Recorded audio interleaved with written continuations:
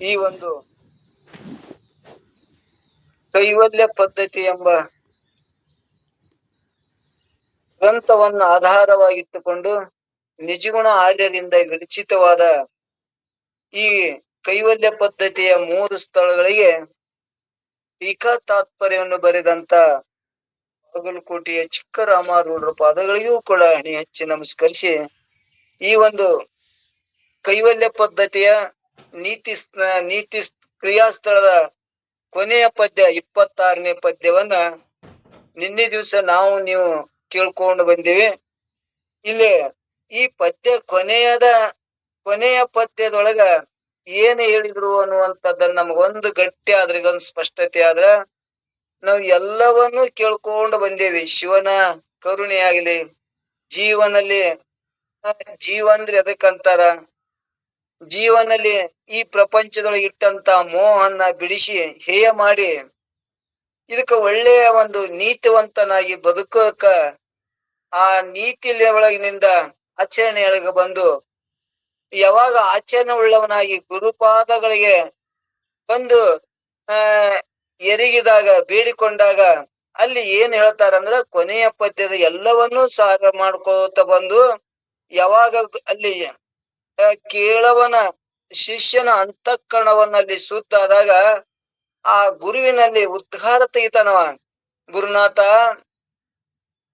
ನೀನ್ ನನಗೆ ಎಂತ ಜ್ಞಾನವನ್ನ ಮಾಡಿಕೊಟ್ಟೆಲ್ಲ, ನಾನು ಏನು ತಿಳ್ಕೊಂಡಿದ್ದೆ, ಈ ದೇಹಾದಿ ಬುದ್ಧಿ ನಾನು ಅಂತೇಳಿ ಅಜ್ಞಾನದೊಳಗ ನಾನು ಒದ್ದಾಡಕತ್ತಿದ್ದೆ, ನಾನು ದುಃಖಿಯಾಗಿದ್ದೆ.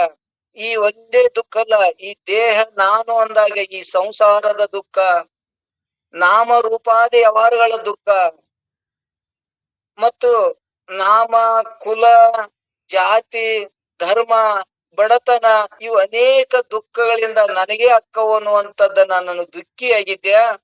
ಯಾವಾಗ ಈ 3 ಸ್ಥಳಗಳದ ನನಗೆ ಅನುಭವಕ್ಕೆ ಬಂದಾಗ, ನನ್ನ ಮನಸ್ಸು ಪರಿವರ್ತನೆ ಆದಾಗ, ನಾನು ಗುರುವಿನಲ್ಲಿ ಶರಣಾಗತನಾದಾಗ ಗುರುಗಳು ನನಗೆ ಏನ ಬೋಧಿಸಿದ್ರು ಅಂದ್ರ ಇಲ್ಲಿ ಇದನ್ನೇ ಜ್ಞಾನ ಪ್ರತಿಪಾದನ ಸ್ಥಳದೊಳಗೂ ಹೇಳ್ಕೊತ ಬಂದಾರ. ನಮ್ಗೆಲ್ಲರಿಗೂ ಕೇಳಿ, ಗುರುವೇ ನಿಮ್ಮಯ ಕರುಣ ಇರುವನರಿತು ನಾನು ನಿತ್ಯ ಸುಖಿಯಾದೆ ಅನ್ನುವಂಥದ್ದನ್ನ ಹೇಳ್ಕೊತ ಬಂದಾರ. ನಾನು ಮೊದಲು ಏನ್ ತಿಳ್ಕೊಂಡಿದ್ದೆ, ನಾಮರೂಪಗಳನ್ನು ಒಪ್ಪಿಕೊಂಡು ನಾನು ದುಃಖಿಯಾಗಿದ್ದೆ. ಯಾವಾಗ ಗುರುಗಳ ನನ್ನ ಕರುಣ ಕಟಾಕ್ಷದಿಂದ ಜ್ಞಾನ ಮಾಡಿಕೊಟ್ಟಾಗ ನನಗೆ ಏನು ಜ್ಞಾನ ಮಾಡಿಕೊಟ್ರು, ನೀನು ನಾಮರೂಪಕ್ಕೆ ಒಳಪಟ್ಟವಲ್ಲ, ನೀನು ಅಸ್ಥಿ ಭಾತಿ ಪ್ರಿಯದಿ, ಅಸ್ಥಿ ಯಾವಾಗಲೂ ಇರುವವನು, ನೀನು ಸ್ವಯಂ ಪ್ರಕಾಶವನು, ನೀನು ಆನಂದ ಸ್ವರೂಪನು ನೀನೇದಿ ಅನ್ನುವಂಥದ್ದನಲ್ಲಿ ಅಸ್ಥಿ ಭಾತಿ ಪ್ರಿಯ ಅಂದ್ರೆ ಆನಂದ, ಇವುಗಳನ್ನ ಬೋಧಿಸಿ ನಿನ್ನ ಕರುಣ ಕಟಾಕ್ಷ ಗುರುವಿನ ಕರುಣೆದಿಂದ ನನಗೇನಾಯ್ತು ಅಂದ್ರೆ ಈ ದೇಹಾದಿ ಯಾವಾಗಲ ನಾನನ್ನುವಂತ ಅಜ್ಞಾನ ತೊಲಗಿ ಓಡಿ ಹೋಯ್ತು ಅನ್ನುವಂಥದ್ದನ್ನ ಇದನ್ನ ಇಲ್ಲಿ ಉದ್ಘಾರ ಕೊನೆಯ ಪದ್ಯಗಳು ಇದನ್ನ ಹೇಳ್ಕೊತ ಬಂದಾರ. ಏನ್ ಹೇಳ್ಯಾರ 26ನೇ ಪದ ನೀತಿ ಕ್ರಿಯಾ ಸ್ಥಳದೊಳಗಂದ್ರ, ಬೇರೊಂದು ಪದಿವೇನು ಪಡಿವೆನೆಂಬಳಿಯಾಶೆ ತೋರದೆನ್ನೋಳು, ನನಗಿನ್ನೆಂದರ ಇಂತ ಸಣ್ಣ ಆಶೆಗಳಿಗೆ ಬೇಡ್ತ ಬಯಕೆ ಆಗ್ತದಂದ್ರ ದೊರೆಯಲು ಒಲ್ಲದು. ಅಂದ್ರೆ ನನಗ ನಮ್ಮ ಮನುಷ್ಯ ಎಂದೂ ಬೇಡುವುದಿಲ್ಲ ಅಲ್ಪವಾದ ಆಶೆಯನ್ನ, ಪದವಿಯನ್ನ, ಗೌರವ ಮಾನವನ್ನ ಎಂದರ ಬಯಸ್ತದನಂದ್ರ ಬಯಸುವುದಿಲ್ಲ.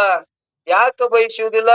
ಗುರುವಿನ ಒಲಿಮೆ ದೊರಕೊಳ್ಳಲು. ಗುರುವಿನ ನನಗೇನೋ ಮಾಡಿಕೊಟ್ಟ ಆ ಜ್ಞಾನವನ್ನ, ನನ್ನ ನಿಜವಾದ ಮುಖವನ್ನ, ನಿಜವಾದ ಸ್ವರೂಪ ಜ್ಞಾನ ಮಾಡಿಕೊಟ್ಟಾಗ ನನಗೇನಾಯ್ತು ಅಂದ್ರೆ ಇಂತ ಸಣ್ಣ ಆಸೆ, ಸಂಸಾರದೊಳಗ ಭೋಗದ ಆಸೆ ಆಗ್ಲಿ, ಮಾನ ಮರ್ಯಾದೆ, ಗೌರವ ಪದವಿಯನ್ನಾಗ್ಲಿ, ಧನ ದುಡ್ಡು ಗೌರವನ್ನ ಬೇಡುವಂತ ನನ್ಗೆ ಎಂದರಿನ ಆಸೆ ಆಗ್ತದನು ಅಂದ್ರೆ ಆಗುವುದಿಲ್ಲ ಅನ್ನುವಂಥದ್ದನ್ನ ಅಲ್ಲಿ ಜಜ್ಮೆಂಟ್ ಮಾಡ್ಯಾರಲ್ಲಿ.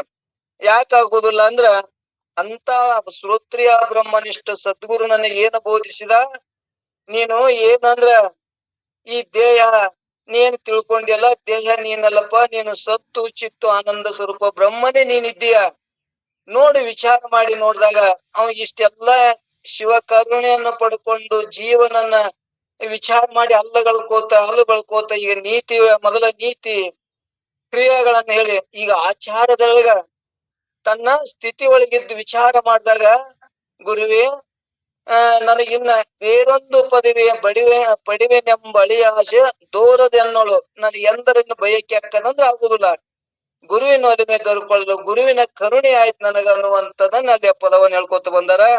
ಇಲ್ಲಿ ಎನ್ನೋಳು ಅಂದ್ರೆ ನನ್ನಲ್ಲಿ ಗುರುವಿನ ಅಂದ್ರೆ ಬ್ರಹ್ಮನಿಷ್ಠ ಸದ್ಗುರುನಾಥನ ಒಲಿಮೆ ದಯ ದೊರಕೊಳ್ಳಲು ಅಂದ್ರೆ ದಯ ಅಂದ್ರೆ ಪ್ರಾಪ್ತಿ ಆಗಲು ಇನ್ನ ಬೇರೊಂದು ಮತ್ತೊಂದು ಯಾವುದರ ಪದವಿಯನ್ನಾಗಲಿ ಗೌರವನ್ನಾಗಲಿ ನನಗ್ ಪ್ರಾಪ್ತಿ ಮಾಡಿಕೊಳ್ಳೆಂಬ ಆಶೆ ಆಗ್ತದನು ಅಂದ್ರ ಅಲ್ಪವಾದ ಆಶೆ, ದೂರದು ಅಂದ್ರೆ ಕಾಣಿಸದು ನನಗಾಗುವುದಿಲ್ಲ ಅನ್ನುವಂಥದ್ದನ್ನ ಈ ಪಲ್ಲವಿ ಒಳಗೆ ಇಟ್ಕೊಂಡು 5 ನುಡಿ ಮುಖಾಂತರ ಹೇಳ್ಕೋತ ಬಂದಾರ. ನಾವು ನಿನ್ನೆನೂ ಕೂಡ ಇದನ್ನ ವಿಚಾರ ಮಾಡೀವಿ. 2 ನುಡಿಯನ್ನು ವಿಚಾರ ಮಾಡಿ ಮತ್ತು 3ನೇ ನುಡಿಯನ್ನು ವಿಚಾರ ಮಾಡಮು. ಇಲ್ಲಿ ಪಲ್ಲವಿ ಗುರ್ತಾಯ್ತಂದ್ರ ಪಲ್ಲವಿ ಒಳಗಿರುವಂತ 5 ನುಡಿಗಳನ್ನ ಮತ್ತಿಷ್ಟು ನಮ್ಗೆ ತಿಳಿಯಾಗಲಿ ಅಂತೇಳಿ ಒಂದೊಂದು ಅನೇಕ ದೃಷ್ಟಾಂತ ಕೊಟ್ಟು ಆ ಪಲ್ಲವಿ ಅರ್ಥ ಜ್ಞಾನ ಮಾಡಕ್ 5 ನುಡಿಗಳನ್ನ ಹೇಳ್ಕೋತ ಬಂದಿರ್ತಾರ. ಪಲ್ಲವಿ ಅರ್ಥ ಆಯ್ತು ಅಂದ್ರೆ 5 ನುಡಿಗಳು ನಮ್ಗೆ ಏನಾಗ್ತದ ದೌಡಿ ಅನುಭವಕ್ಕೆ ಬರ್ತದ, ತಿಳಿತದ ಅನ್ನುವಂಥದ್ದನ್ನ ಅದಕ್ಕೆ ನಾವು ಒಳ್ಳೆ ಹೇಳ್ತಾ ಇರ್ತಾವೆ. ಏನ್ ಹೇಳ್ತಾರಂದ್ರೆ ಜೀವನಿಗೆ ಬ್ರಹ್ಮ ರೂಪಲಿಂಗದ ಪೂಜೆ ಅಂದರೆ ನಿಶ್ಚಯಾತ್ಮಕ ಜ್ಞಾನ ಪ್ರಾಪ್ತವಾಗಬೇಕಾದರೆ ಗುರುವಿಲ್ಲದ ವಿನ ಪ್ರಾಪ್ತವಾಗುವುದಿಲ್ಲ. ಗುರು ಪ್ರಾಪ್ತವಾಗಿ ಗುರುವಿನ ಕೃಪೆ ಜೀವನಿಗೆ ಆದರೆ ಇನ್ನೊಂದು ಪಡೆಯಬೇಕೆಂಬ ಆಶೆನೇ ಉಳಿಯುವುದಿಲ್ಲ ಅನ್ನುವಂಥದ್ದನ್ನ ಈ ಪಲ್ಲವಿಯ ಸೂತ್ರವನ್ನ ನಾವು ನಿನ್ನೆ ದಿವಸ ಕೇಳ್ಕೊಂಡು ಬಂದೇವೆ. 1ನೇ ನುಡಿಯನ್ನು ಕೂಡ ಗುರುಪಾದಾಬ್ಜ ರೇಣು ಬಸಿತದೋಳ್ ನಾವಾಗಲೆಡೆವಿದ ಮಾಯಾಗ್ರಹಂ ತೊಲಗಿ. ಗುರುವಿನ ಕರುಣೆ ಆದಾಗ ಈ ಮಾಯ ಅನ್ನೋದು ಅಜ್ಞಾನ ಸಂಸಾರ ಅನ್ನೋದನ್ನ ಏನದಲ್ಲ ತೊಲಗಿ ನೀಗಿ ಜನನಾದಿ ವಿಕೃತಿಯನ್ನು, ಜನನಾದಿ ಅಂದ್ರೆ ಹುಟ್ಟು ಸಾವು ವಿಕೃತಿ ಉಳ್ಳ ಶರೀರ ಇವೆಲ್ಲವನ್ನು ಗುರುನಾಥ ನಿಜಬೋಧ ರೂಪವಾಗಿ ಸಂತಸದೋಳ್ ಇಹುದು ಅತಿಗಳಿದು ಅನ್ನುವಂಥದ್ದನ್ನ ಹೇಳ್ಕೊತ ಬಂದಾರ. ಅತಿಗಳಿದಂದು ಎಲ್ಲವನ್ನು ವಿಚಾರ ಮಾಡಿದಾಗ ಇವನು ತಿರಸ್ಕರಿಸಿದಾಗ ನನ್ನಲ್ಲಿ ಏನ್ ಉಳಿತು ಅಂದ್ರ ಅಸ್ಥಿ ಭಾತಿ ಪ್ರಿಯ ನನಗ ಅನುಭವ ತಂತು ಕೊಟ್ಟ ಗುರುವೇ ನಿನಗ ನಾನು ಏನಂತೀನಿ ನಮೋ ನಮೋ ಎನ್ನುತ್ತಿದ್ದೇನೆ ಅನ್ನುವಂಥದ್ದನ್ನ ನಾವು ನಿನ್ನೆ ಅಕ್ಕನ ದೃಷ್ಟಾಂತ ಅನೇಕ ದೃಷ್ಟಾಂತವನ್ನ ನಿನ್ನೆ ಎಲ್ಲರೂ ಹೇಳ್ಕೋತ ಬಂದಾರ.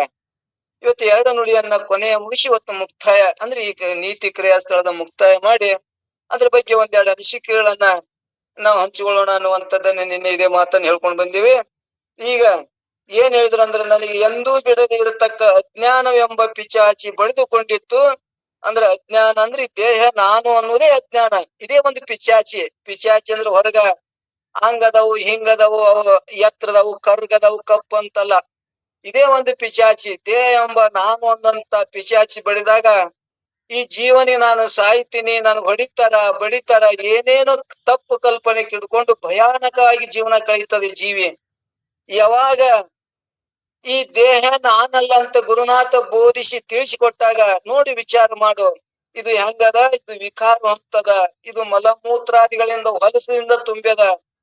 ಇದು ಒಂದ್ ದಿವ್ಸ ಏನಾಗ್ತದ ನಿನ್ನಿದ್ರಿಗೆ ಇವತ್ತು ಪ್ರತ್ಯಕ್ಷ ನೋಡ್ತೇವೆ ನಾಶ ಆಗುವ ಶರೀರಗಳು ನಾಶ ಆಗ್ತದ. ನೀನು ಒಂದ್ ದಿವ್ಸ ಇದು ನಾಶ ಆಗುದು. ಈ ನಾಶ ಆಗುವ ಶರೀರಕ್ಕೆ ನೀನ್ ಏನೇನೋ ಪದವಿ ಗೌರವ ಏನೇನೋ ನೀ ಪಡಿಬೇಕೆಂಬ ಆಸೆ ಇಟ್ಕೊಂಡಿಯಲ್ಲ, ಇದೇ ಅಜ್ಞಾನ ಅನ್ನುವಂಥದ್ದನ್ನ ಅದು ನಮಗ ಅಜ್ಞಾನದ ಲಕ್ಷಣ ಮುಖಾಂತರ ಇದು ಪದ್ಯವನ್ನು ತಿಳಿಸ್ಕೋತ ಹೊಂಟಾರ. ಇದೇ ಪಿಶಾಚಿ. ಇದು ಅಂದರೆ ನಾನು ಜನನ ಉಳ್ಳವನು, ನಾನು ಹುಟ್ಟಿನಿ, ಇಂತ ದೊಡ್ಡ ಕುಲ್ಲಾಗ ಹುಟ್ಟಿನಿ, ನಾ ಶ್ರೀಮಂತರದ ಒಳಗದೀನಿ, ಇಂಥವ್ ಏನೇನೋ ಅಹಂಕಾರದಿಂದ ಏನ್ ಬದುಕ್ತಿದಲ್ಲ ತನ್ನ ತಾನು ವಿಚಾರ ಮಾಡದೆ, ತಾನಾರೆಂದು ವಿಚಾರಿಸದೆ ತಾನೇನಂತರ ಈ ದೇಹವೇ ನಾನು ಅನ್ನುವಂಥದ್ದನ್ನ ಅಜ್ಞಾನದಿಂದ ಬದುಕ್ತಲ್ಲ, ಇದು ಹೆಂಗದ ಜನನ ಉಳ್ಳದ್ದು ಮರಣ ಉಳ್ಳದ್ದೆಂದು ತಿಳಿದುಕೊಳ್ಳದೆ ಪಿಶಾಚಿ ಹಿಡಿದಂತ ಪುರುಷನು ತಾನು ಉತ್ತಮ ಕುಲದವನಾಗಿದ್ರು, ನಾನು ಉತ್ತಮ ಕುಲದವನಾಗಿದ್ದರೂ ಚಾಂಡಾಲನೆಂದು ಹೇಗೆ ಹೇಳುತ್ತಾನೋ ಹಾಗೆ ಅಜ್ಞಾನ ಎಂಬ ಪಿಶಾಚಿ ಜೀವನ ಜನನ ಉಳ್ಳವನು ಮರಣ ಉಳ್ಳವನು ಎಂದು ತಿಳಿದುಕೊಂಡು ಅನಂತ ರೀತಿಯಿಂದ ಕಷ್ಟಪಡುತ್ತದೆ. ಯಾವಾಗ ಗುರುವಿನ ಪಾದಕಮದಲ್ಲಿರುವ ಧೂಳಿ ಎಂಬ ಭಸ್ಮವು ನನ್ನ ಹಣೆಗೆ ಹತ್ತುವಂತದಾಯಿತು, ಆಗ ಅಜ್ಞಾನ ಎಂಬ ಪಿಚಾಚಿ ಬಿಟ್ಟು ಓಡಿ ಹೋಯ್ತು. ಆಗ ಜನನ ಮರಣಗಳೆಂಬ ವಿಕಾರಗಳು ಹೊರಟು ಹೋಗಿ ಕೇವಲ ಜ್ಞಾನ ರೂಪವಾಗಿದ್ದ ಪರಮಾತ್ಮನೇ ನಾನಾಗಿ ಉಳಿಯುವಂತನಾದೆ. ಇಂಥ ಬ್ರಹ್ಮವೇ ನಾನಾಗಿ ಆನಂದದಲ್ಲಿರುವುದನ್ನು ತಿರಸ್ಕಾರ ಮಾಡಿ ಬೇರೆ ಒಂದು ಪದವಿಯನ್ನು ಪಡಿಬೇಕೆಂಬ ಅಲ್ಪವಾದ ಆಸೆ ನನಗೆ ಎಂದೂ ತೋರುವುದಿಲ್ಲ ಅನ್ನುವಂಥದ್ದನ್ನ ಹೇಳ್ಕೋತ ಬಂದಾರ. ಇಲ್ಲಿ ಮುಂದೆ ನಮಗ ಮೂರನೇ ಪದ್ಯ ಏನ್ ಹೇಳ್ತಾರ ಅಂದ್ರ ನಿನ್ನೆ ಒಂದು ಎರಡು ಕೇಳ್ಕೊಂಡ್ ಬಂದೇವಿ. ಇನ್ ಮೂರನೇ ಪದ್ಯದೊಳಗೆ ಏನ್ ಹೇಳ್ತಾರ ಅಂದ್ರ ಎನ್ನ ಮತಿ ಎಂಬ ಶಶಿವರನಿಗೆ ಗುರು ನಿರೀಕ್ಷಣ ಜೊನ್ನ ದೊಡೆಯದೆರೆದು ಸವಿವೇಕ ರಸವಾಂತು ಚೆನ್ನ ಶಿವ ಕಾಂತಿಮಯವಾಗಿಲ್ಲದರಲ್ಲಿ ಸದೆ ಸನ್ನಹಿತ ಸಹಜ ಅನುಭವ ಇಲ್ಲವೆಂದು ಅನ್ನುವಂಥದ್ದನ್ನ ಇಲ್ಲವೆಂದು ಇದು ಬೇರೊಂದು ಪದವಿಯ ಬಯಕೆ ಆಗುವುದಿಲ್ಲ ಅನ್ನುವಂಥದ್ದನ್ನ ಇಲ್ಲಿ ಹೇಳ್ಕೊತ ಬಂದಾರ. ಎನ್ನ ಮತಿ ಎಂಬ ನನ್ನ ಬುದ್ಧಿ ಎಂಬ ಏನಾಗಿತ್ತು ಅಂದ್ರ ಶಶಿ ಒಣಗಿ ಅಂದ್ರ ಮೊಳಕೆ ಅಂದ್ರ ಆ ಶಶಿ ಒಂದ್ ದೃಷ್ಟಾಂತ ಕೊಟ್ಟಾರ. ಆ ಶಶಿ ಏನಾಗಿತ್ತು ಅಂತ ಬಿತ್ತಿದ್ದೇವಿ, ಮಳಿ ಇಲ್ಲ, ಗಾಳಿ ಊತಿತ್ತು. ಅವಾಗ ಏನಾಗಿತ್ತು ಅಂದ್ರ ಅದು ಆ ಬದುಕು ಸಾವಿನೊಳಗೆ ಹೋರಾಡ್ತಿತ್ತು. ಹೋರಾಡೋ ಹೊತ್ನ್ಯಾಗ ತಂಪಾದ ಬೆಳದಿಂಗಳಾಗ್ಲಿ, ಒಂದು ತಂಪಾದ ಒಂದು ಮಳೆ ಎರಿದ್ರೆ ಎಷ್ಟು ಆನಂದ, ಆ ಬೆಳಿಗ್ಗೆ ಎಷ್ಟು ಒಂದು ಲವಲವಿಕೆಯಿಂದ ಅರಳುತ್ತದ, ಹೆಂಗ್ ಬೆಳಿತದ ಹಂಗ ಇಲ್ಲಿ ಎನ್ನ ಮತಿ ನನ್ನ ಬುದ್ಧಿ ಎಂಬ ಶಶಿವಣಿಗೆ ಮೊಳಕೆ ಒಣಗುತ್ತಿರಲು ಗುರು ನಿರೀಕ್ಷಣ ಸದ್ಗುರುನಾಥ ನೋಟದ ಇಲ್ಲಿ ಜೊನ್ನ ದೊಡೆವೆರೆದು ಅಂದ್ರೆ ಬೆಳದಿಂಗಳೊಡನೆ ಕೂಡಿ ಸುವಿವೇಕ ರಸವಂತು ಸದ್ವಿಚಾರ ಎಂಬ ರಸವನ್ನು ಹೊಂದಿ ಚೆನ್ನಿಸುವ ಅಂದ್ರೆ ಚಲುವಿಕೆಯಿಂದ ತೋರುವ ಕಾಮ ತೀಮಯವಾಗಿರಲು ಪ್ರಕಾಶಮವಾಗಿತ್ತಿರಲು ಅದರಲ್ಲಿ ಬುದ್ಧಿಯಲ್ಲಿ ಸರಿ ಅಂದ್ರೆ ಚೆನ್ನಾಗಿ ಸನ್ನಹಿತ ಒದಗಿ ಬಂದ ಸಹಜ ಯಥಾರ್ಥವಾದ ಅನುಭವವನ್ನು ಜ್ಞಾನವನ್ನು ಇಲ್ಲವೆಂದು ತಿಳಿದು ಬೇರೊಂದು ಪದವಿಯನ್ನ ನಾ ಬಯಸ್ತಿದ್ದೆ. ಯಾವಾಗ ಸದ್ಗುರುನಾಥ ಹೆಂಗ ಬೆಳು ಒಣಗುವಂತ ಸಮಯದಾಗ ತಂಪಾದ ಬೆಳದಿಂಗಳ ಮಳೆ ಆದಾಗ ಎಷ್ಟ ಬೆಳಕ್ಕೆ ಲವಲವಿಕೆಯಿಂದ ಆಗ್ತದ, ಹಂಗಿಲ್ಲಿ ನಮ್ಮಲ್ಲಿ ಜ್ಞಾನ ಉದಯ ಗುರುವಿನ ಆತನಿಂದ ಬಂದು ನನಗ ದೀಕ್ಷವನ್ನು ಕಟ್ಟು ಅವರ ವಿಭೂತಿಯನ್ನ ನಮ್ಮ ಹಣಿಗೆ ಹಚ್ಚಿದಾಗ ಆ ನಮ್ಗೆ ಏನ ಲವಲವಿಕೆ ಹೆಂಗ ಆನಂದ, ನಮ್ಗ ದುಃಖ ದುಗುಡ ಹೋಗಿ ಹೆಂಗ ಆನಂದ ಆಗ್ತದ, ಅದರಂತೆ ಅಲ್ಲಿ ಬೆಳೆನೂ ಕೂಡ ದೃಷ್ಟಾಂತ ಕೊಟ್ಟು ಹೆಂಗ ಲವಲವಿಕೆಯಿಂದ ಬೆಳಿತಾವು ಹಂಗ ನಮ್ಮಲ್ಲಿ ಜ್ಞಾನವೆಂಬುದು ಬೆಳಿತದ ಸದ್ಗುರುನಾಥನಿಂದ ಅನ್ನುವಂಥದ್ದನ್ನ ಇಲ್ಲಿ ಹೇಳುವಂತ ಉದ್ದೇಶದ. ಅದನ್ನೇ ಕೂಡ ಟೀಕಾ ತಾತ್ಪರ್ಯ ಕೊಟ್ಟಾರ ನೋಡಿದೆ. ಸಣ್ಣ ಸಸಿಗಳು ಗಾಳಿಯಿಂದ ಬಿಸಿಲಿಂದ ಒಣಗಿ ಹೋಗುತ್ತವೆ. ಯಾವಾಗ ಚಂದ್ರನ ಉದಯವಾಗುತ್ತಾನೋ ಅವನ ಬೆಳದಿಂಗಳ ರೂಪವಾಗಿದ್ದ ಅಮೃತ ಕಿರಣಗಳಿಂದ ಕೂಡಿಕೊಂಡ ಅವು ಮತ್ತೆ ರಸಭರಿತವಾಗುತ್ತವೆ. ಹೇಗೋ ಹಾಗೆ ನನ್ನ ಬುದ್ಧಿ ಎಂಬ ಶಶಿ ಒಣಗಿ ಹೋಗಿತ್ತು. ಯಾವಾಗ ಸದ್ಗುರುನಾಥನ ಕೃಪಾ ಕಟಾಕ್ಷ ಎಂಬ ಬೆಳದಿಂಗಳೊಡನೆ ಕೂಡಿಕೊಂಡಿತ್ತು, ಆಗದು ಸತ್ ವಿವೇಕವೆಂಬ ರಸವುಳ್ಳದಾಯಿತು. ಆ ರಸದಿಂದ ಕೂಡಿ ಅದು ಪ್ರಕಾಶಮಯವಾಗಲು ಅದರಲ್ಲಿ ಪ್ರಯತ್ನ ಪೂರ್ವಕವಾಗಿ ಅನುಭವ ಪ್ರಾಪ್ತವಾಯಿತು. ಅನುಭವ ರೂಪ ಜ್ಞಾನವು ಪ್ರಾಪ್ತವಾದ ಮೇಲೆ ಅದು ಒಲ್ಲೆಂದು ತಿಳಿದು ಇನ್ನೊಂದು ಪಡೆಯಬೇಕೆಂಬುದು ಅಲ್ಪವಾದ ಆಶೆಯನ್ನು ನನ್ನಲ್ಲಿ ತೋರುವುದಿಲ್ಲ. ಇದನ್ನ ಬಿಟ್ಟು ಇಂಥ ಸುಖವನ್ನ ಬಿಟ್ಟು ಇಂಥ ಜ್ಞಾನವನ್ನ ಬಿಟ್ಟು ಇನ್ನೊಂದು ಯಾವ್ದಾದ್ರೂ ಅಲ್ಪ ಸುಖಕ್ಕ ಪದವಿ ಗೌರವ ಮಾನ ಏನಾದ್ರೂ ಇವು ಬಯಸ್ತದನೋ ಅಂದ್ರ ಈ ದೇಹವೇ ನಾನಲ್ಲ ಅಂದ್ರ ದೇಹವೇಕ್ಕೆ ಇದೆಲ್ಲ ಬೇಕು. ದೇಹವೇ ನಾನಲ್ಲ ಅಂದಾಗ ನಾನು ಆತ್ಮಸ್ವರೂಪನೇ ಇದೀನಿ ಅಂದಾಗ ಇವು ಏನು ಇಂತ ಬಯಸ್ತದನೋ ಮನಸ್ಸು ಅಂದ್ರ ಆ ಬಯಸುವುದಿಲ್ಲ. ಯಾಕ ಮನಸ್ಸಿಗೆ ಸಂಸ್ಕಾರ ಹಾಕದ, ಮನಸ್ಸು ಏನಾಗ್ತದ ಆತ್ಮನ ಸುಖವನ್ನ ಅದನ್ನು ಕೂಡ ಅಲ್ಲಿ ಬೆರಿತದ. ಆತ್ಮಜ್ಞಾನದ ಆನಂದವನ್ನ ಅನುಭವಿಸಿದಾಗ ಅದೇ ಮನುಷ್ಯ ಜೀವಭಾವದೊಳಗೆ ಕೂಡಿದಾಗ ಇಂಥ ಸಣ್ಣ ವಿಚಾರಗಳನ್ನ ಬಯಸ್ತದನಂದ್ರೂ ಬಯಸುವುದಿಲ್ಲ. ಅಂತ ಶ್ರೇಷ್ಠವಾದ ಈ ಪದವಿಯನ್ನ ನಮಗ ಆಕಳ ಹಾಲದ ಅಮೃತವನ್ನ ಕೊಟ್ಟಾಗ ಹಿಟ್ಟಿನೊಳಗ ಮಾಡಿದಂತ ಬೆಳ್ಳನ ಹಾಲವನ್ನ ಇದು ಕುಡಿಯಾಕೆ ಎಂದು ಬಯಸ್ತದನೋ ಅಂದ್ರ ಹೆಂಗ ಬಯಸುವುದಿಲ್ಲವೋ ಹಂಗ ಈ ಪರಮಾನಂದ ಸುಖ ಆತ್ಮದ ಜ್ಞಾನ ಸುಖ ನನಗಾದಾಗ ಈ ದೇಹಾದಿ ಬುದ್ಧಿ ಅಲ್ಪ ಸುಖದ ಕಡೆ ನಮ್ಮ ಮನಸ್ಸ ಹರಿತದನು ಅಂದ್ರ ಎಂದೂ ಹರಿಯುವುದಿಲ್ಲ ಅನ್ನುವಂಥದ್ದನ್ನ ಇಲ್ಲಿ ಒಟ್ಟಾರೆ ತಾತ್ಪರ್ಯ. ಇನ್ನ 4ನೇ ಪದ್ಯಗಳಿಗೆ ಏನ್ ಹೇಳ್ತಾರಂದ್ರ ಸದ್ಗುರುನಾಥನ ಇಲ್ಲಿ ಗುರುವಿನ ಹಸ್ತ ಮಹಿಮೆ ಅಂದ್ರೆ ಅಂದ್ರ ಇಲ್ಲಿ ದೀಕ್ಷೆದೊಳಗ ಗುರು ಮುಟ್ಟಿ ದೀಕ್ಷೆ ಮಾಡ್ತಾನ, ಮಂತ್ರ ದೀಕ್ಷೆ ಮಾಡ್ತಾನ. ಗುರು ಇಲ್ಲಿ ಷಡಕ್ಷರ ಮಂತ್ರವನ್ನ ಕೊಡ್ತಾನ, ಪಂಚಾಕ್ಷರಿ ಮಂತ್ರವನ್ನು ಕೊಡ್ತಾನ, ಮತ್ತು ನೋಡಿ ದೀಕ್ಷೆ ಕೊಡ್ತಾನ. ಹಿಂಗ ಅನೇಕ ರೀತಿಯಿಂದ ಅಲ್ಲಿ ದೀಕ್ಷೆಗಳನ್ನು ಗುರುಗಳು ಕೊಡ್ತಾರ ಅನ್ನುವಂಥದ್ದನ್ನ ಇಲ್ಲಿ ಹೇಳ್ಕೊತ ಬಂದಾರ. ಒಂದಕ್ಕೆ 3 ದೃಷ್ಟಾಂತನು ಕೊಟ್ಟು ಹೇಳ್ಕೊತ ಬಂದಾರ. ಹೆಂಗಂದ್ರ ಒಂದು 3 ದೃಷ್ಟಾಂತ ಏನಂದ್ರ ಒಂದು ಕೋಳಿದು, ಒಂದು ಮೀನಿಂದು, ಒಂದು ಹಾವಿನ, ಇವು 3 ಪ್ರಕಾರ ಗುರುವ ಹಿಂಗ ದೀಕ್ಷೆ ಕೊಟ್ಟು ಉದ್ಧಾರ ಮಾಡ್ತಾನ ಅನ್ನುವಂಥದ್ದನ್ನ ಅಲ್ಲಿ ಒಂದು ಮೂರ್ ದೃಷ್ಟಾಂತ ಕೊಟ್ಟು ಹೇಳ್ಕೊಂಡ್ ಬಂದಾರ. ಕೋಳಿ ಆ ತತ್ತಿಯನ್ನ ಮುಟ್ಟಿ ಮುಟ್ಟಿ ಅದೇನ್ ಮಾಡ್ತದ, ಮುಟ್ಟಿ ಮರಿಯನ್ನ ಮಾಡ್ತದಂತ. ಅದೇ ಆ ಮೀನ ಸ್ಮರಣ ಮಾಡಿ ಅದು ತತ್ತಿ ಹಾಕ್ತಂತ ನೀರೊಳಗ, ಆ ತತ್ತಿ ಸಹಜವಾಗಿ ಹರ್ಕೊಂಡು ಹೋಗ್ತಂತ. ಹರ್ಕೊಂಡು ಆದ್ರೂ ಕೂಡ ಅದು ನಾನಿಷ್ಟು ತತ್ತಿ ಇಟ್ಟಿನಿ ಅಂತೇಳಿ ಬರೀ ಅದು ಸ್ಮರಣ ಮಾಡಿದ್ರ ಮರಿ ಆಗ್ತದಂತ. ಮರಿ ಆದ್ರೂ ಕೂಡ ಅದು ಬರೀ ಸ್ಮರಣ ಮಾಡಿದ್ರ ಹೊಟ್ಟೆ ತುಂಬತದಂತ. ಏನು ಭಗವಂತನ ಲೀಲಾ ಅದ್ಭುತ. ಒಂದು ಆಗಿನೂ ಕೂಡ ತತ್ತಿಮ ಇರ್ತದಂತ. ತತ್ತಿ ಇಟ್ಟು ಆ ತತ್ತಿಯನ್ನ ಹಿಂಗ್ ಬರೀ ನೋಡ್ತದಂತದು. ಏನೋ ಕಾವನು ಕೊಡುದಿಲ್ಲ, ಅದು ಏನು ಮುಟ್ಟುದಿಲ್ಲ, ಏನು ನಿಂತುದಿಲ್ಲ. ಬರೀ ಕಣ್ಣಿನಿಂದ ಆ ಮರಿಗಳನ್ನ ನೋಡಿದ್ರ ತತ್ತಿ ಮರಿ ಆಗ್ತಾವು ಮತ್ತು ಅವಕ್ಕೂ ಹೊಟ್ಟಿ ತುಂಬತದಂತ. ಹಂಗ ಇವು ಮೂರು ದೃಷ್ಟಾಂತದಿಂದ ಇಲ್ಲಿ ಸದ್ಗುರುನಾಥ ಮುಟ್ಟಿನೂ ಕೂಡ ನಮಗ ಮುಟ್ಟಿನೂ ಕೂಡ ಜ್ಞಾನ ಮಾಡ್ತಾನ, ದೀಕ್ಷೆ ಕೊಡ್ತಾನ. ಬರೇ ನೋಡಿನೂ ಕೂಡ ಜ್ಞಾನ ಮಾಡಿ ಕೊಡ್ತಾನ, ದೀಕ್ಷೆ ಕೊಡ್ತಾನ.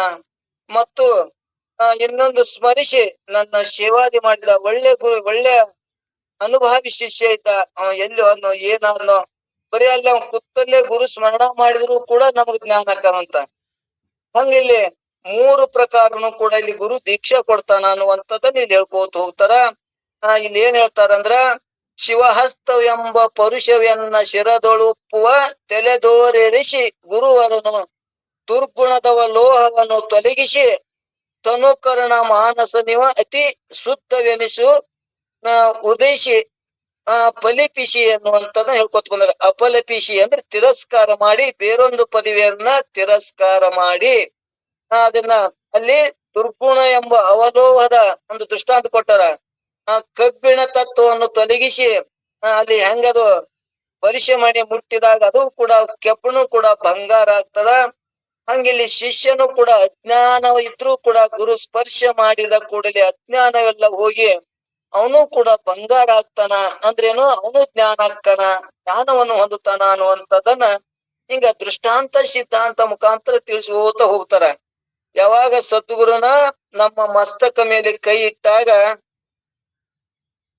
ಸದ್ಗುರು ಅಂದ್ರೆ ಶ್ರೇಷ್ಠವಾದ ಸದ್ಗುರುನಾಥನ ದುರ್ಗುಣ ಎಂಬ ಅವಲೋಹದ ಕಬ್ಬಿಣವ ತೊಲಗಿಸಿ ಹೆಂಗ್ ಬಿಡಿಸಿ ತನು ದೇಹ ಕರ್ಣ ಯಾವ ಪಂಚ ಜ್ಞಾನೇಂದ್ರಿಯಗಳು ಮತ್ತು ಪಂಚ ಕರ್ಮೇಂದ್ರಿಯಗಳು ಮನುಷ್ಯ ಇವುಗಳ ಹೆಂಗ ಸಮವ ಅತಿ ಶುದ್ಧವೆನಿಸುವುದು, ಹಂಗೆ ಇಲ್ಲಿ ಕೆಬ್ಬಣ ಮುಟ್ಟಿದಾಗ ಆ ಕೆಬ್ಬಣ ತೊಲಗಿ ಹೋಗಿ ಸ್ಪರ್ಶ ಮುಟ್ಟಿದಾಗ, ಆ ಸ್ಪರ್ಶ ಮಣಿ ಮುಟ್ಟಿದಾಗ ಅದು ಕೂಡ ಹೆಂಗ ಬಂಗಾರ ಆಗ್ತದ.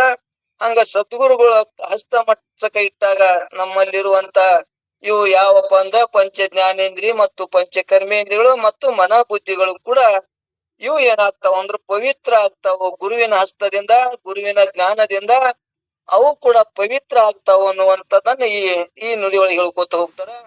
ಇಲ್ಲಿ ಪರುಷಮಣಿಯ ಕಬ್ಬಿಣನು ಮುಟ್ಟಿದ ಕೂಡಲೇ ಅದರಲ್ಲಿದ್ದ ಕಬ್ಬಿಣತನವೆಲ್ಲ ಹೊರಟು ಹೋಗಿ ಅದು ಹೇಗೆ ಬಂಗಾರವಾಗುತ್ತದೆಯೋ ಹಾಗೆ ಗುರುವಿನ ಹಸ್ತವೆಂಬ ಪರುಷಮಣಿಯು ನನ್ನ ಮಸ್ತಕಕ್ಕೆ ಸ್ಪರ್ಶವಾದ ತಕ್ಷಣದಲ್ಲೇ ಕಬ್ಬಿಣದಂತಿರುವ ನನ್ನ ದುರ್ಗುಣಗಳೆಲ್ಲ ನಾಶವಾಗಿ ನನ್ನ ದಶೇಂದ್ರಿಯಗಳು, ಮನಸ್ಸು ಮೊದಲಾದಗಳು ಪವಿತ್ರನು ಹೊಂದಿದವು. ಇದನ್ನು ತಿರಸ್ಕರಿಸಿದ ಮೇಲೆ ಬೇರೆ ಒಂದು ಪದವಿಯ ಪಡಿಬೇಕೆಂಬ ಅಲ್ಪವಾದ ಆಸೆ ನನ್ನಲ್ಲಿ ಎಂದರ ತೋರ್ತದನು ಅಂದ್ರೆ ತೋರುವುದಿಲ್ಲ ಅನ್ನುವಂಥದ್ದನ್ನ ಅವರೇ ಹಿಂಗೆ ಶಂಕ ಮಾಡಿ ಉತ್ತರ ಹೇಳ್ಕೊತ ಬಂದಾರ.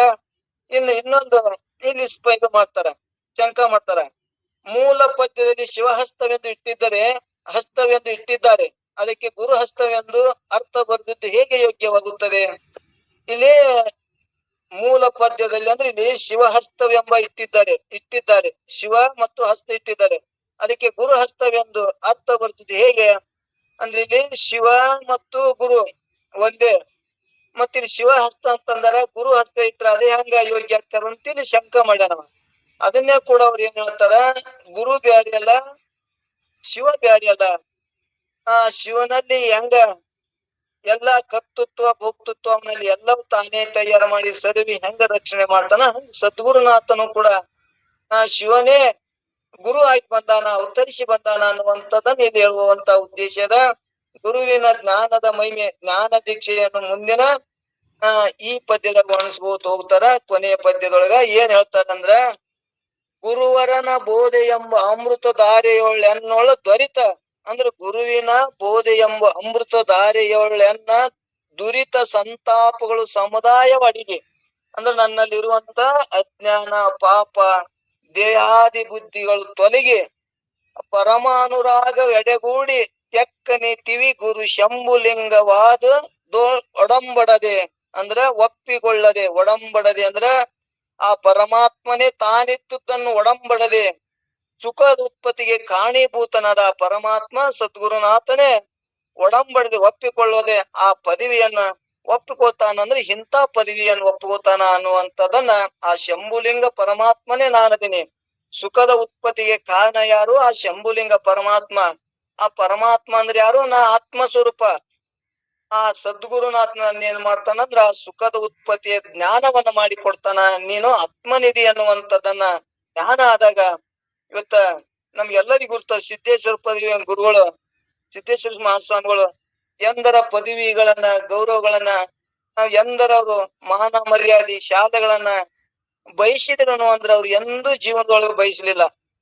ಯಾಕೆ ಬಯಸ್ಲಿಲ್ಲ ಅಂದ್ರ ಆ ಶಂಭುಲಿಂಗ ಸ್ವರೂಪನೇ ನಾನದೀನಿ ಅಂದಾಗ ಇವೆಲ್ಲ ಹೊರಗಿನ ಸುಖಗಳು ಕ್ಷಣಿಕ ಸುಖಗಳನ್ನ ತಗೊಂಡು ಏನ್ ಮಾಡಿ ಅನ್ನುವಂಥದ್ದನ್ನ ನನ್ನೊಳಗೆ ಎಲ್ಲಾ ಸುಖಗಳ ಪರಮಾತ್ಮನಲ್ಲಿ ನನ್ನಲ್ಲಿ ಎಲ್ಲಾ ಸುಖಗಳದಾವು ಅಂತ ಜ್ಞಾನವನ್ನ ಗುರು ಮಾಡಿ ಕೊಟ್ಟಾಗ ಹೊರಗಿನ ಪದವಿ ಗೌರವಗಳನ್ನ ಬಯಸ್ತಿದ್ರು ಅಂದ್ರೆ ಎಂದೂ ಬಯಸಲಿಲ್ಲ ಅನ್ನುವಂಥದ್ದನ್ನ ನಾವು ಕೇಳಿವಿ. ಇವತ್ತು ಎಷ್ಟೋ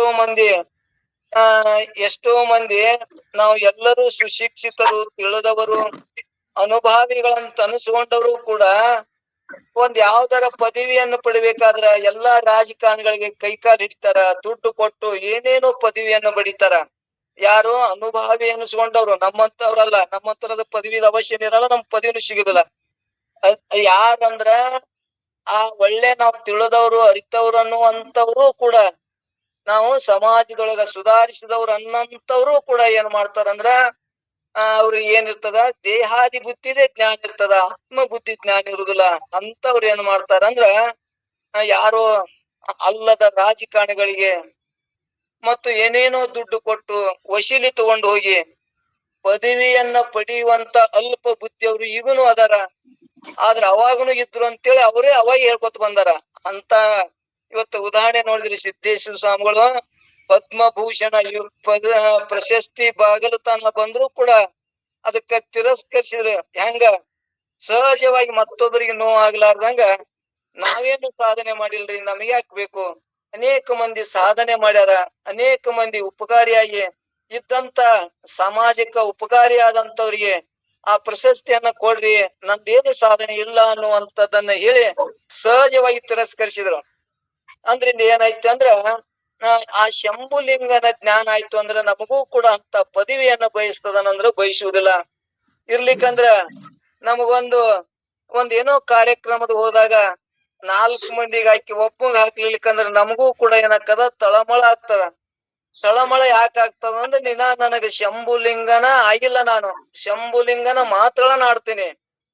ಆ ಶಂಭುಲಿಂಗ ನಾನಾದಾಗ ಅಂದ್ರ ಸುಖದ ಉತ್ಪತ್ತಿಗೆ ಪರಮಾತ್ಮನೇ ತಾನಾದಾಗ ಕಾರಣನಾದಾಗ ಈ ಯಾವ ಪದವಿ ಗೌರವ ಮತ್ತು ಅಪಮಾನಗಳಿಗೆ ಅವ ಎಂದರ ಹಿಗ್ಗುದು ಕುಗ್ಗುದು ಮಾಡ್ತಾನಂದ್ರೆ ಎಂದೂ ಮಾಡುವುದಿಲ್ಲ ಅನ್ನುವಂಥದ್ದನ್ನ ಈ ಪದ್ಯದ ಸಾರ.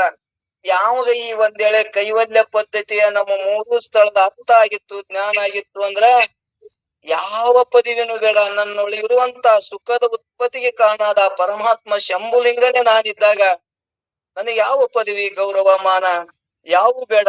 ಈ ಪ್ರಾರಬ್ಧ ಇರುತ್ತಾನ, ಶರೀರ ಇರ್ತದ, ಈ ಪ್ರಾರಬ್ಧ ಏನಾಗ್ಬೇಕು ಶರೀರಕ್ಕೆ ಹಾಕದ, ಆ ಶರೀರ ಅನುಭವಿಸ್ತದ.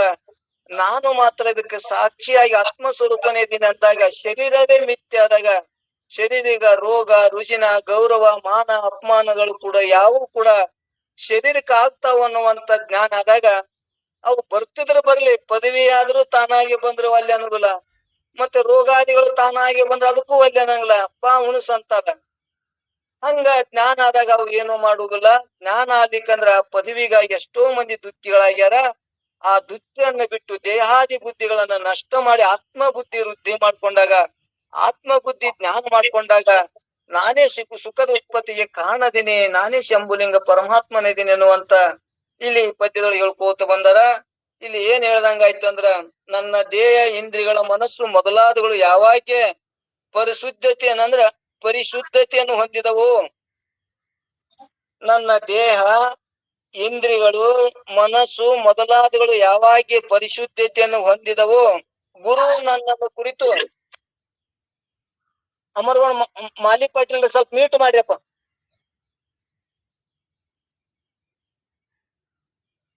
ಮಾಲಿ ಪಾಟೀಲ್ರ, ಅಮರೇಗೌಡ ಮಾಲಿ ಪಾಟೀಲ್ರ ಸ್ವಲ್ಪ ಮ್ಯೂಟ್ ಮಾಡ್ರಿ. ನಿಮ್ಮ ಧ್ವನಿ ಕೇಳ್ತಾರಿ. ಓಂ ನಮಃ ಶಿವಾಯ. ಇಲ್ಲಿ ನನ್ನ ದೇಹ ಇಂದ್ರಿಯಗಳು ಮನಸ್ಸು ಮೊದಲಾದಗಳು ಯಾವಾಗೆ ಪರಿಶುದ್ಧತೆಯನ್ನು ಹೊಂದಿದವು. ಗುರು ನನ್ನನ್ನು ಕುರಿತು ಜ್ಞಾನೋಪದೇಶವನ್ನು ಮಾಡಿದನು. ಜ್ಞಾನ ಎಂಬ ಅಮೃತ ಪ್ರವಾಹದಲ್ಲಿ ಪಾಪಗಳಿಂದ ಆಗತಕ್ಕ ಅನೇಕ ತಾಪಗಳೆಲ್ಲವೂ ಅಡಗಿ ಹೋದವು.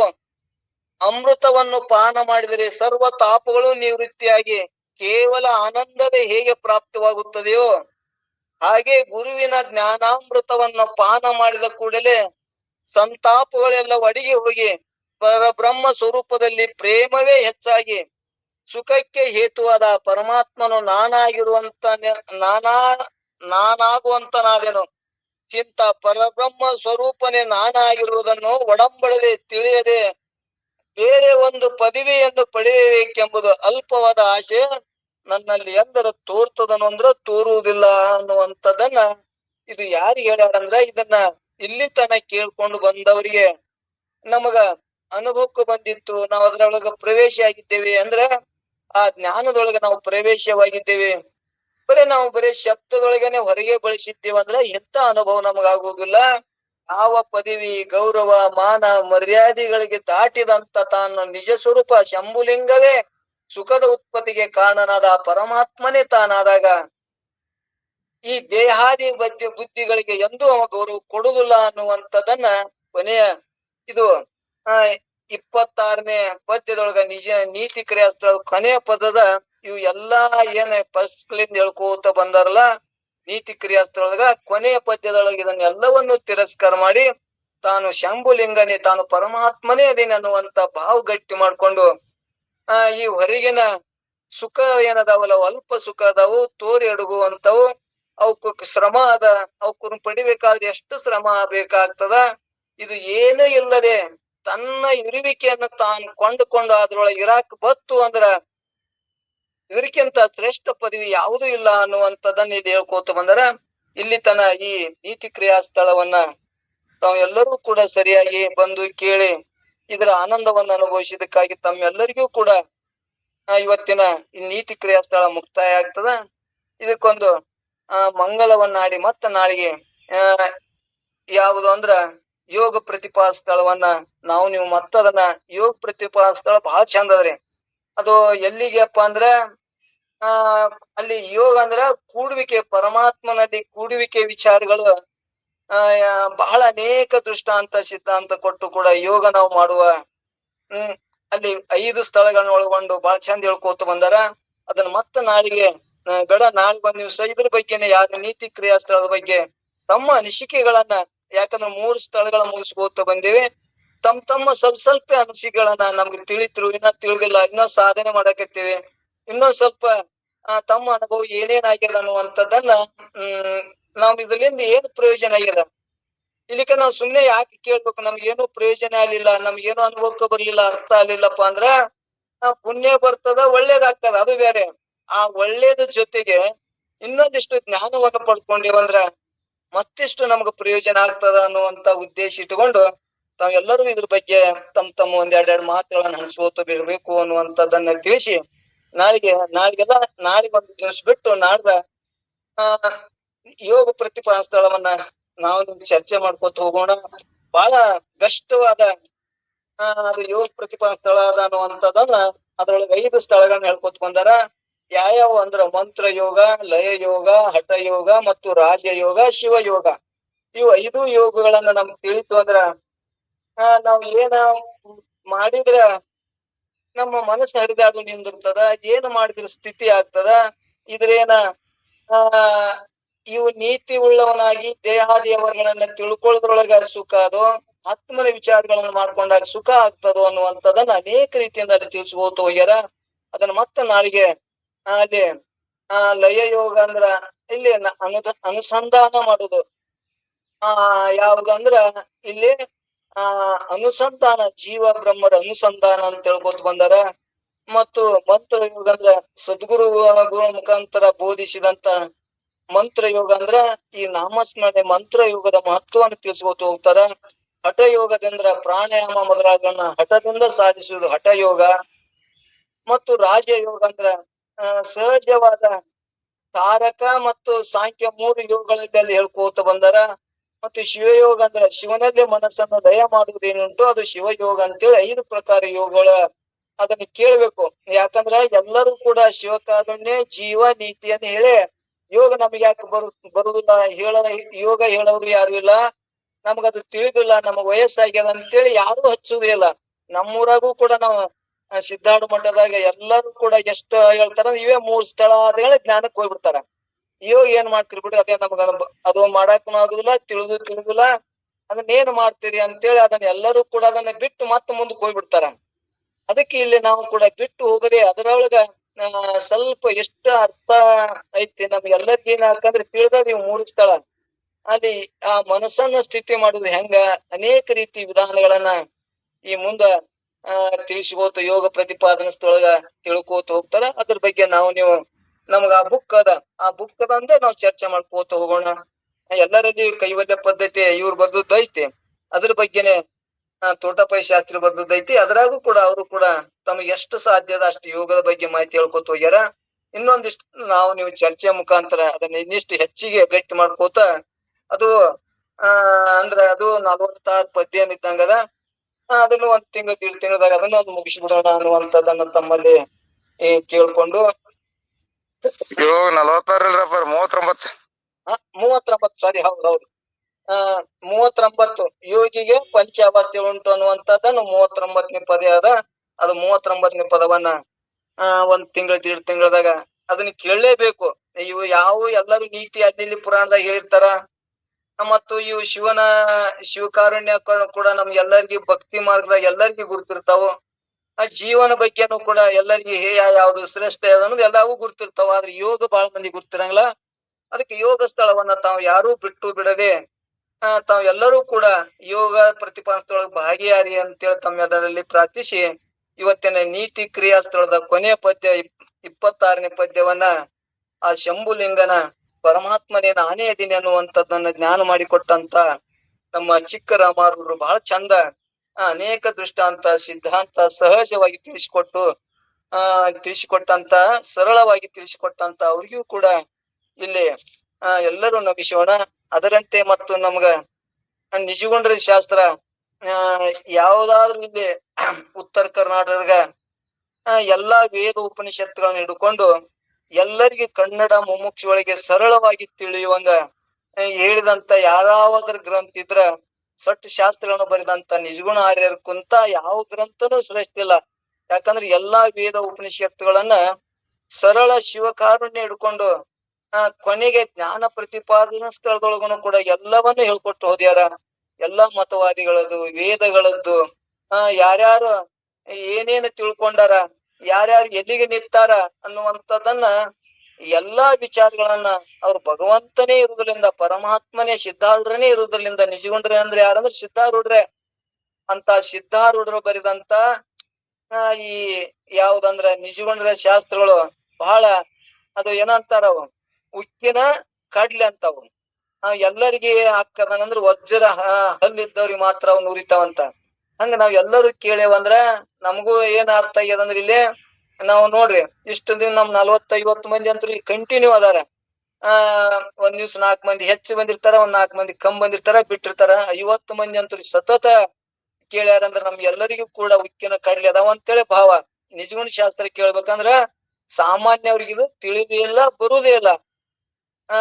ಅದಕ್ಕ ಇಂತ ನಿಜಗುಂಡ ಶಾಸ್ತ್ರವನ್ನ ನಾವ್ ಎಲ್ಲರೂ ಕೇಳೇವಪ್ಪ ಅಂದ್ರ ನಮ್ಮೆಲ್ಲರಿಗೂ ಸಿದ್ಧಾರ್ಥ ಕೃಪಾ ಅದ ಅನ್ನುವಂಥದ್ದನ್ನ ನಾವ್ ಇದು ಗಟ್ಟಿ ಮಾಡ್ಕೊಳ್ಳೋಣ. ಅದಕ್ಕೆ ಇಲ್ಲಿ ತನ ನೀತಿ ಕ್ರಿಯಾ ಸ್ಥಳವನ್ನ ಕೇಳಿದಕ್ಕಾಗಿ ಒಂದು ಮುಕ್ತಾಯನ ಮಾಡಿ ಒಂದು ಮಂಗಳಾರತಿಯನ್ನು ಕೊಟ್ಟಾರದು. ಜ್ಯೋತಿ ಬೆಳಗುತ್ತಿದೆ ಮಲಪರಂ ಜ್ಯೋತಿ ಬೆಳಗುತ್ತಿದೆ ಅಂತೇಳಿ ಮಂಗಳಾರತಿ ಹಾಡಿ ಮತ್ತೆ ಇದನ್ನೇ ಒಳ್ಳೆ ಜರ ಚರ್ಚೆ ಮಾಡೋಣ ಅನ್ನುವಂಥದ್ದನ್ನ ತಮ್ಮ ಎಲ್ಲರಲ್ಲಿ ಪ್ರಾರ್ಥಿಸಿ ಆ ಒಂದು ಮಂಗಳಾರತಿಯನ್ನ ನಮ್ಮ ಯಾರಾದ್ರೂ ವಿಠಲ್ ಗಡ್ಡಿಗಳು ಅದಿರಿ? ಹ್ಮ್. ಜ್ಯೋತಿ ಬೆಳಗುತ್ತಿದೆ ವಿಮಲ ಪರಂ ಜ್ಯೋತಿ ಬೆಳಗುತ್ತಿದೆ ಮಾತು ಮನಂಗಳಿಂದ ಅತ್ತತ್ತ ಮೀರಿದ ಸಾತಿಶಯದ ನಿರುಪಾಧಿಕ ನಿರ್ಮಲ ಜ್ಯೋತಿ ಬೆಳಗುತ್ತಿದೆ ಶಿವ ಧರ್ಮ ನಾಳವೆಂತೆಂಬ ಕಂಬದ ಮೇಲೆ ಸುವಿವೇಕ ಹೃದಯ ಜೀಪಣತೆಯೋಳು ಸವಿಯಾದ ಸದ್ಭಕ್ತಿ ರಸ ತೈಲ ತೀವಿದ ರವಿಮಾಲ ಸಂಭವತಿ ವಿಡಿದು ದಿವ್ಯ ಜ್ಯೋತಿ ಬೆಳಗುತ್ತಿದೆ ವಿಮಲ ಪರಂ ಜ್ಯೋತಿ ಬೆಳಗುತ್ತಿದೆ ಮುಸುಕಿದ ವಿಷಯ ಪತಂಗ ಬಿದುಳೆ ತಾಮಸ ಬುದ್ಧಿ ಎಂಬ ಕತ್ತಲೆಯಡಿಯೇ ಮುಸುಗಿಸು ಜ್ಞಾನವೆಂಬ ಮಹಾಪ್ರಭೆ ಪಸರಿಸಿ ಮಾಯ ಕಾಳಿಕ ಪದದನುಪಮ ಜ್ಯೋತಿ ಬೆಳಗುತ್ತಿದೆ ವಿಮಲ ಪರಂ ಜ್ಯೋತಿ ಬೆಳಗುತ್ತಿದೆ ಪ್ರಣವಾಕಾರದ ಗುಣಮೂರುತ್ತದೆ ಗಣನಿಕತಿ ತತ್ವನೆ ತೋರುವ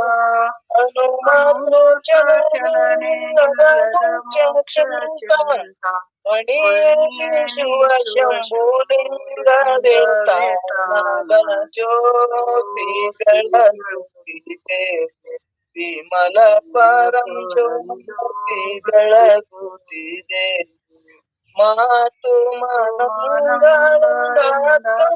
ಮನಂಗಳಿಂದ ಸಾತಿಶಯ ನಿರುಪಾಧಿಕ ನಿರ್ಮಲ ಜ್ಯೋತಿ ಬೆಳಗುತ್ತಿದೆ ಓಂ ಚೈತನ್ಯಂ ಶಾಶ್ವತಂ ಶಾಂತಂ ವ್ಯೋಮಾತೀತಂ ನಿರಂಜನಂ ನಾದಬಿಂದು ಫಲಾತೀತಂ ತಸ್ಮೈ ಶ್ರೀ ಗುರುವೇ ನಮಃ. ಮಂಗಳಂ ಜಯ ನಮಃ ಪಾರ್ವತಿ ಶಿವ ಹರ ಹರ ಮಹಾದೇವ.